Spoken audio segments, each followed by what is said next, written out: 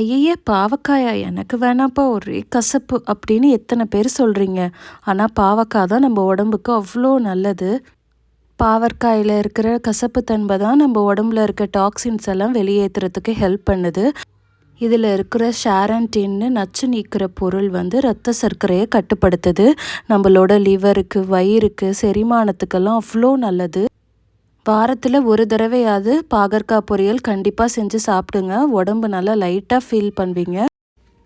இப்போ இந்த super tasty பாவக்காய் பொரியல் எப்படி செய்கிறதுன்னு பார்க்கலாமா? அதுக்கு நான் குட்டி குட்டி பாவக்காய் எடுத்து நல்லா வாஷ் பண்ணிவிட்டு 2ஆக கட் பண்ணி அது மெல்லிசாக கட் பண்ணி எடுத்துக்கிட்டேன். அது கூட ஒரு பெரிய வெங்காயம், ஒரு பெரிய தக்காளி பொடியாக கட் பண்ணி வச்சுக்கோங்க. ஒரு இரும்பு கடாயில் கொஞ்சமாக எண்ணெய் ஊற்றி கடுகு ஒரு ஸ்பூன் போட்டு நல்லா பொரிஞ்சதும் நம்ம கட் பண்ணி வச்சுருக்கிற வெங்காயம் போட்டு நல்லா வதக்கிக்கோங்க. அது நல்லா கலர் சேஞ்ச் ஆன பிறகு தக்காளி போட்டு நல்லா வதக்கிக்கோங்க.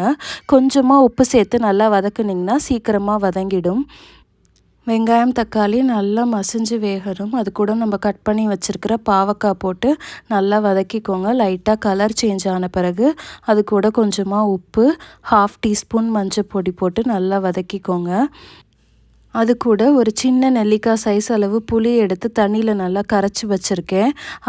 அது சேர்த்துட்டு கொஞ்சமாக தேவையான அளவு தண்ணி சேர்த்து நல்லா மூடி போட்டு ஒரு 5 நிமிஷம் போல் வேக வச்சு எடுத்துக்கோங்க ஸ்லோ ஃப்ளேமில்.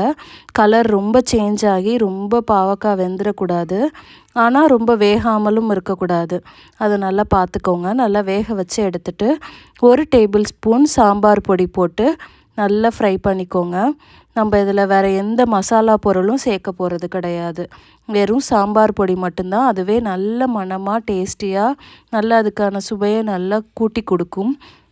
அது கூட ஒரு 1/2 டேபிள் ஸ்பூன் வந்து நாட்டு சர்க்கரை இல்லைன்னா வெல்லத்தை பொடி பண்ணி சேர்த்துக்கோங்க. கடைசியாக நல்ல ஒரு வதக்கிட்டே எடுத்துட்டிங்கன்னா சாம்பார், ரசம், தயிர் சாதம்னு எது கூட வேணாலும் இந்த பொரியல் சூப்பராக இருக்கும்.